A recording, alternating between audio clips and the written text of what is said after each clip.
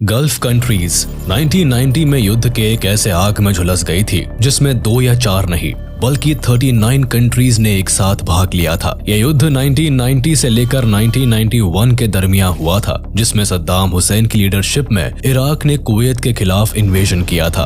पूरी दुनिया को यह लग रहा था कि क्रूड ऑयल और टेरिटोरियल डिस्प्यूट की वजह से ये युद्ध हुआ था, लेकिन सच्चाई इससे कहीं ज्यादा थी। गल्फ में हुआ ये युद्ध था वर्चस्व का। गल्फ वॉर 21वीं सदी का पहला युद्ध था जिसमें हाईटेक वेपन्स और मशीन्स का इस्तेमाल किया गया। ऐसा पहली बार हुआ था जब सारे इंटरनेशनल न्यूज चैनल्स एक वॉर को ब्रॉडकास्ट कर रहे थे। 90s में हुए इस युद्ध को जब जनता घर बैठे अपनी टीवी पर देख रही थी तो उन्हें ऐसा लग रहा था मानो वो किसी एडवांस वीडियो गेम को देख रहे हैं। इसीलिए इस युद्ध को वीडियो गेम वॉर भी कहा जाता है।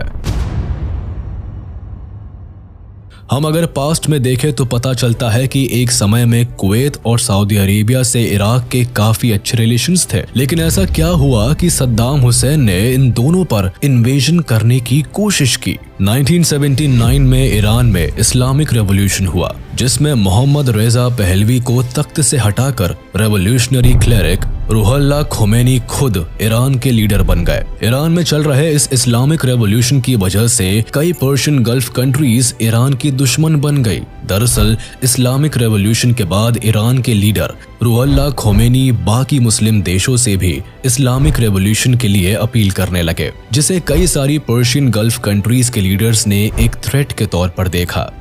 ईरान में शिया कम्युनिटी भारी आबादी में थी और वही सऊदी अरेबिया, कुवैत और इराक जैसे कई देशों में सुन्नी कम्युनिटी के लोग ज्यादा थे। बट इस रेवोल्यूशन के कारण इन कंट्रीज में कम आबादी वाले शिया कम्युनिटीज पर असर पड़ने का खतरा बढ़ गया था और ऐसा हुआ भी। इराक में शिया के कुछ बड़े लीडर्स थे जो इस रेवोल्यूशन को शुरू करना चाहते थे। ऐसे में अगर इराक की जनता रिवोल्ट कर देती तो सद्दाम हुसैन की गद्दी खतरे में आ जाती और इसीलिए इराकी सरकार ने इन शिया लीडर्स को मरवा दिया, जिस वजह से ईरान और इराक के बीच वॉर की संभावना ज्यादा बढ़ गई। तब कई पर्शियन गल्फ कंट्रीज जिसमें मेनली सऊदी अरेबिया और कुवैत थे, उन्होंने इराक को ईरान पर वॉर डिक्लेयर करने के लिए उकसाया।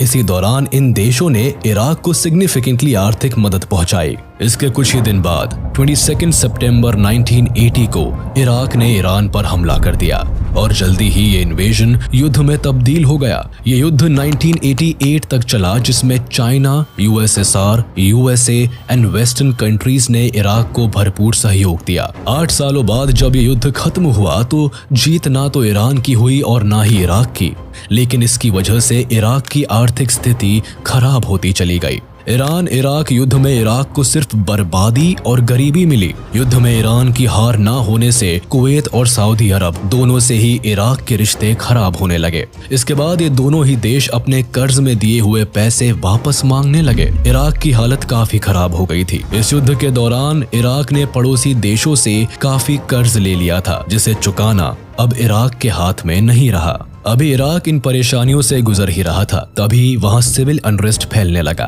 देश में बढ़ती बेरोजगारी, आर्मी रूल और शक के आधार पर सिविलियंस को टॉर्चर किया जाने लगा। इसी बीच इराक के गवर्नमेंट ने द ऑब्जर्वर न्यूज़पेपर के एक ब्रिटिश जर्नलिस्ट फरजाद बजोफ्ट पर इजरायली स्पाई होने का आरोप लगाकर उसका मर्डर करवा दिया।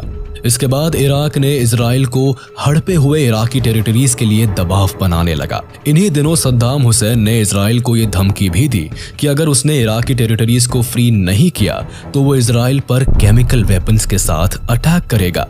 इस बात से यूएसए को काफी धक्का लगा और यूएसए ने भी अपना हाथ इराक के सर से उठा लिया। युद्ध में हुई भारी तबाही के बाद इराक की कमर टूट गई थी। वहां की बढ़ती बेरोजगारी, पैसों की कमी और युद्ध की भयानक तबाही के बाद इराक के खजाने में कुछ भी बाकी नहीं रहा। इस वॉर को फंड करने के लिए इराक ने कई देशों से टोटल $60 बिलियन का डेट लिया था, जिसमें ये $16 बिलियन कुवैत का और $26 बिलियन सऊदी अरेबिया का था।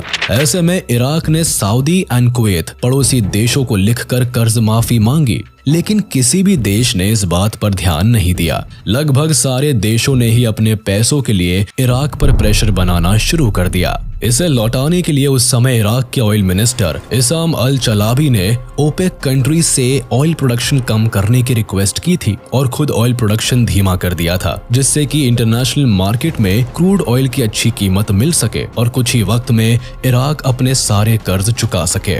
लेकिन यहाँ पर कुवैत ने इराक को परेशान करना शुरू किया। कुवैत अपने ऑयल रिजर्वॉयर से ज्यादा क्रूड ऑयल प्रोड्यूस करने लगा, जिससे कि इंटरनेशनल मार्केट में कच्चे तेल की कीमत गिरने लगी। एक तरफ तो इराक ऑलरेडी आर्थिक तंगी झेल रहा था, वहीं दूसरी ओर तेल की गिरती कीमतों ने इराक को और परेशान कर दिया। ऐसे में सद्दाम हुसैन ने आप देखा ना ताब और अपनी इराकी आर्मी को कुवैत पर अटैक करने के लिए मोबिलाइज कर दिया। 2 अगस्त 1990 रात के 2 बजे सद्दाम हुसैन कुवैत पर हमला कर देता है, जहां कुवैत की फोर्सेस इराकी आर्मी को रोक नहीं पाती है और इन्वेजन के 12 घंटे के अंदर इराकी आर्मी कुवैत की पार्लियामेंट को कैप्चर कर लेती है।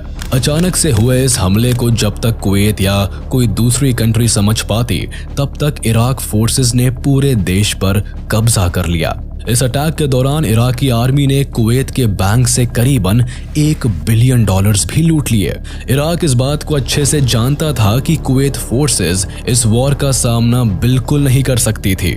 इतना ही नहीं, अचानक से हुए हमले से कुवैत के किंग जबर अल अहमद अल जबर अल शबा वहां से भागकर सऊदी अरेबिया में छुप गए और अपने लोगों को, यहां तक कि अपने भाई को भी वहां मरने के लिए छोड़ दिया। और ऐसा हुआ भी। उनके भाई शेख फहद अल अहमद अल जबर अल शबा को दसमान पैलेस के आगे लटका दिया गया, जिससे कुवैत के सारे नागरिक को ये समझ में आ जाए कि अब कुवैत इराक के कब्जे में था। इसके बाद कई लोग देश छोड़कर भाग गए और जो पीछे रह गए या तो उन्हें जेल में डाल दिया गया या फिर मार दिया गया। अब इराक के गवर्नर की गद्दी पर सद्दाम हुसैन अपने चचेरे भाई अली हसन अल मजीद को बैठा देते हैं। US president George Bush, UK prime minister Margaret Thatcher और कई ऐसे देश थे जो इराक की इस इन्वेजन को पसंद नहीं कर रहे थे। कुछ समय बाद 2 अगस्त 1990 को यूनाइटेड नेशन सिक्योरिटी काउंसिल ने रेजोल्यूशन 660 पास किया, जिसके हिसाब से सद्दाम हुसैन को ये अटैक्स बंद करने थे। पर इराक ने ऐसा नहीं किया क्योंकि कुवैत में दुनिया के 10% से ज्यादा ऑयल रिजर्व्स मौजूद थे, जिसे वो अपने कंट्रोल में रखना चाहता था। इतना ही नहीं, उसका अगला टारगेट बहुत जल्द सऊदी अरेबिया होने वाला था। अगर इराक सऊदी अरेबिया पर हमला करके उसे कैप्चर कर लेता तो सद्दाम हुसैन वर्ल्ड के 1/5 से ज्यादा ऑयल रिजर्व्स का मालिक होता और इस बात को यूएस एंड यूके पहले से ही समझ चुके थे, जिसके लिए एक सीक्रेट ऑपरेशन शुरू हुआ।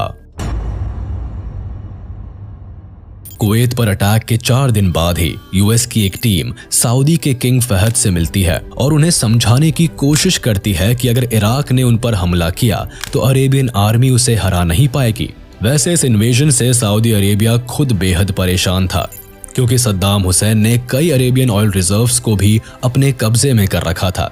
अपने देश को बचाने के लिए किंग फहद यूएस अलायंस को अपने एयर स्पेस यूज करने की परमिशन देते हैं। कुवैत की ऑयल रिजर्व्स पर अमेरिका की नजर बहुत पहले से थी एंड जब UK prime minister Margaret Thatcher ने कोऑपरेशन के लिए रिक्वेस्ट की, तब यूएस अपना बेनिफिट देखते हुए इराक के खिलाफ आ जाता है। इसके बाद सबसे पहले यूएनएससी ने इराक पर रेजोल्यूशन 661 के अंदर इकोनॉमिक सैंक्शंस लगा दिए और रेजोल्यूशन 665 के तहत नेवल ब्लॉकिंग शुरू की। फिर सऊदी अरेबिया को बचाने के लिए यूएन ने एक कोएलिशन फोर्स बनाई, जिसमें इजिप्ट और सीरिया जैसे 39 देशों की आर्मी मौजूद थी। अभी भी सद्दाम हुसैन ने सऊदी अरेबिया पर हमला नहीं किया था, बट अब वर्ल्ड लीडर्स सद्दाम हुसैन के खिलाफ हो चुके थे और कोलिशन आर्मी का आगाज होना तय था। 29 नवंबर 1990 यूएनएससी रेजोल्यूशन 670 को पास करता है, जिसके हिसाब से सद्दाम हुसैन को 6 हफ्ते के अंदर अंदर यानी 15 जनवरी तक इस इन्वेजन को बंद करना होगा। बट इस वार्निंग का सद्दाम हुसैन पर कोई असर नहीं पड़ता है।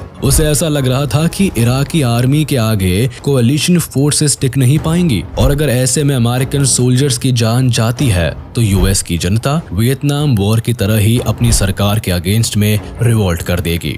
वहीं दूसरी ओर कोalition फोर्सेस ये बात अच्छी तरह से जानती थी कि इराक के लिए मास डिस्ट्रक्शन का वेपन यूज करना कोई बड़ी बात नहीं थी, क्योंकि कुछ साल पहले ही इराक ने केमिकल वेपन्स का इस्तेमाल कर्डिश मिलिट्री पर किया था और इसी बात को ध्यान में रखते हुए कोalition फोर्सेस के कई सोल्जर्स को इससे बचने की ट्रेनिंग दी जा रही थी। सद्दाम हुसैन को मिली डेडलाइन के खत्म होने से एक हफ्ते पहले ही सऊदी अरेबिया में 7 लाख से ज्यादा कोalition फोर्सेस के सोल्जर्स जमा हो जाते हैं।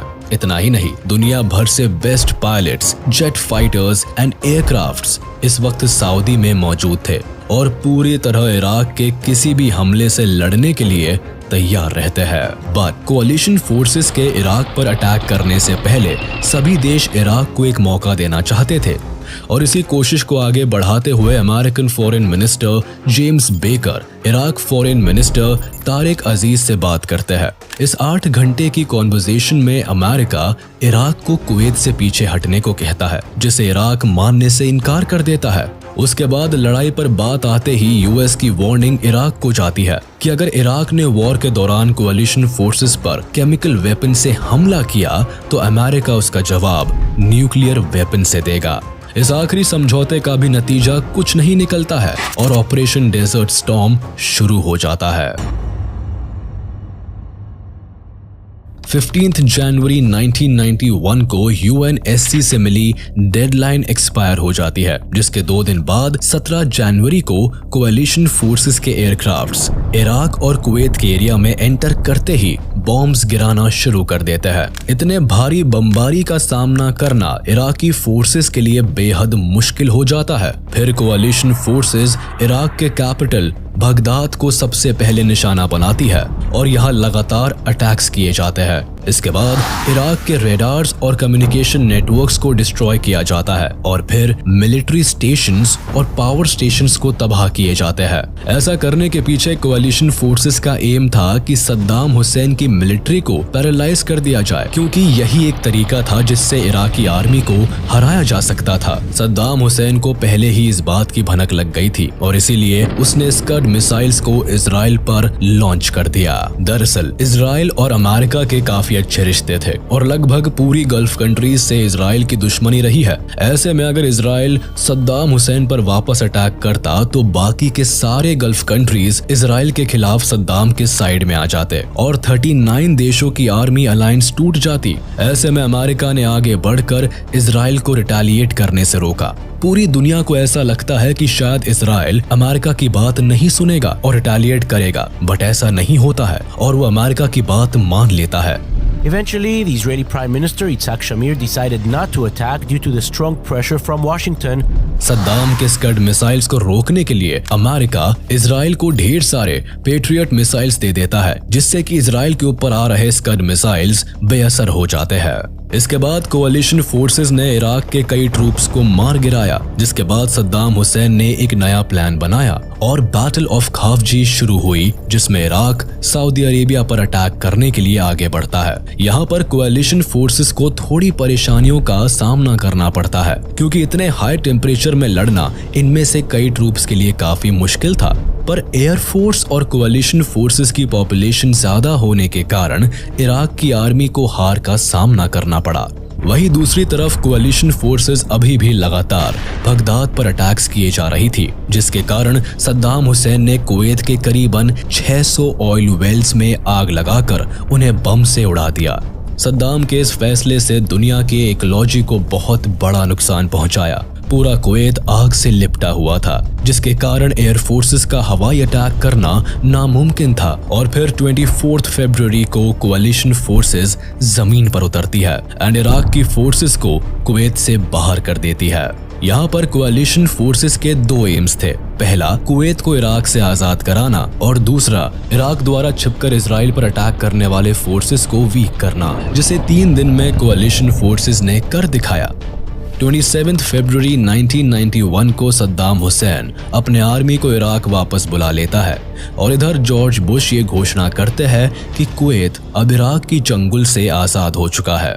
Kuwait is liberated. Iraq's army is defeated. Our military objectives are met. इस वॉर के बाद इराक की इकोनॉमी बहुत नीचे आ गई और आज भी यहाँ के लोग सद्दाम हुसैन के कई गलत फैसलों के नतीजे भुगत रहे हैं। इस टाइम यूएनएससी अगर चाहती तो सद्दाम हुसैन को अरेस्ट कर सकती थी, पर उन्होंने ऐसा नहीं किया, जिसके कारण सद्दाम इराक पर कुछ और सालों तक राज करता रहा।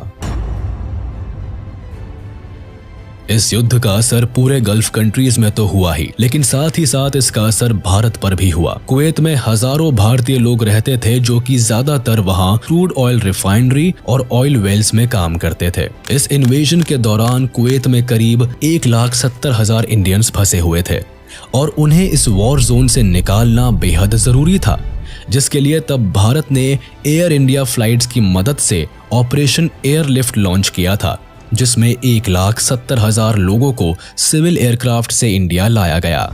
यहाँ पर एक इंटरेस्टिंग बात यह थी कि उस समय भारत और इराक के अच्छे रिलेशंस होने के कारण कुवैत में रह रहे इंडियंस को देश से बाहर जाने की परमिशन दे दी गई थी, जिसके बाद करीबन 500 सिविल एयरक्राफ्ट से सबको इंडिया लाया गया। इतने बड़े रेस्क्यू ऑपरेशन के दौरान इंडियन गवर्नमेंट को और भी कई परेशानी आई, जैसे वहां कम्युनिकेशन करना काफी मुश्किल था, जिस वजह से वहां के पूरे हालात समझ में नहीं आ रहे थे। इसी वॉर पर बेस्ड कुछ साल पहले अक्षय कुमार की मूवी एयरलिफ्ट आई थी, जिसे देखकर आप समझ पाएंगे कि ऑपरेशन कितनी मुश्किलों से भरा था, लेकिन फिर भी एयर इंडिया के टॉप पायलट्स की मदद से ये ऑपरेशन सफल हो पाया। जब भी गल्फ वॉर की बात होती है तब आंखों के सामने वो भयानक मंजर आने लगते हैं, जब कुवैत में सैकड़ों कच्चे तेल के कुएं धू धू करके जल उठे थे। इससे ना तो सिर्फ फॉसिल फ्यूल्स की बर्बादी हुई, बल्कि पूरे विश्व के एनवायरनमेंट पर बुरा असर पड़ा। लाखों जानें गई, करोड़ों के रिसोर्सेज की बर्बादी हुई और बदले में मिला कुछ भी नहीं। हाँ, इस युद्ध ने आने वाले समय में एक और युद्ध को जरूर जन्म दिया। इस युद्ध के खत्म होने के साथ इराक की स्थिति और भी बदतर हो गई। पहले से ही वहां गरीबी और बदहाली थी। गल्फ वॉर के खत्म होते ही इराक टूटने के हालत में पहुंच गया। सद्दाम हुसैन से कई सारे अधिकार छीने गए और वहां पर अवेलेबल सारे मास डिस्ट्रक्शंस के वेपन्स को डिस्ट्रॉय किया गया। इराक ने वॉर में करीबन 25,000 से लेकर 50,000 ट्रूप्स खोए और ऑन रिकॉर्ड अपने 1 लाख से भी ज्यादा नागरिकों को भी खोया। वहीं दूसरी तरफ इस वॉर में कुवैत ने अपने 4,000 ट्रूप्स और हजारों सिविलियंस को खोया और इकोनॉमिकली भी काफी परेशानी झेलनी पड़ी। वहीं सऊदी अरेबिया और इजराइल पर भी इस लड़ाई का असर पड़ा था, जो समय के साथ ठीक हो गया। इस लड़ाई के दौरान जब सद्दाम हुसैन ने इजराइल पर अपने स्कड मिसाइल से हमला किया तो इन दो देशों के कुछ सिविलियंस और ट्रूप्स भी मारे गए और कोएलिशन फोर्सेस के भी 300 ट्रूप्स मारे गए। अगर इस वॉर से हुए एनवायरमेंटल इम्पैक्ट्स की बात करें तो करीबन 3.5 मिलियन टन क्रूड ऑयल पूरे कुवैत के रेगिस्तान पर फैल गया था। वहीं 8 lakh ton oil Persian Gulf पर फैल गया। इसके अलावा 6 से 8 मिलियन बैरल्स क्रूड ऑयल ने पूरे मरीन एनवायरनमेंट को डैमेज किया। कुवैत में जल रहे ऑयल वेल्स से 1000 किलोमीटर तक के एरिया का टेम्परेचर अचानक से बढ़ गया था, जिसका एक्चुअल इम्पैक्ट कुछ समय बाद टर्की में हुआ, जहां मार्च 1991 में ब्लैक एसिडिक रेन हुई, जिसकी वजह से इस देश के एग्रीकल्चर सेक्टर को काफी नुकसान पहुंचा। कुवैत के 800 से ज्यादा ऑयल वेल्स महीनों तक जलते रहे, जिससे nitrogen oxide, radium, hydrogen carbons और हाइड्रोजन सल्फाइड गैस काफी भारी मात्रा में प्रोड्यूस हुए। इस वजह से सिर्फ कुवैत ही नहीं बल्कि आसपास के कई कंट्रीज में लोगों के हेल्थ पर बेहद खराब असर पड़ा। इराक के साइड से वॉर में यूज किए गए केमिकल वेपन्स ने लोगों में भूलने की बीमारी, बोन्स में विटामिन डी की कमी और डिप्रेशन जैसी बीमारी को कॉमन कर दिया।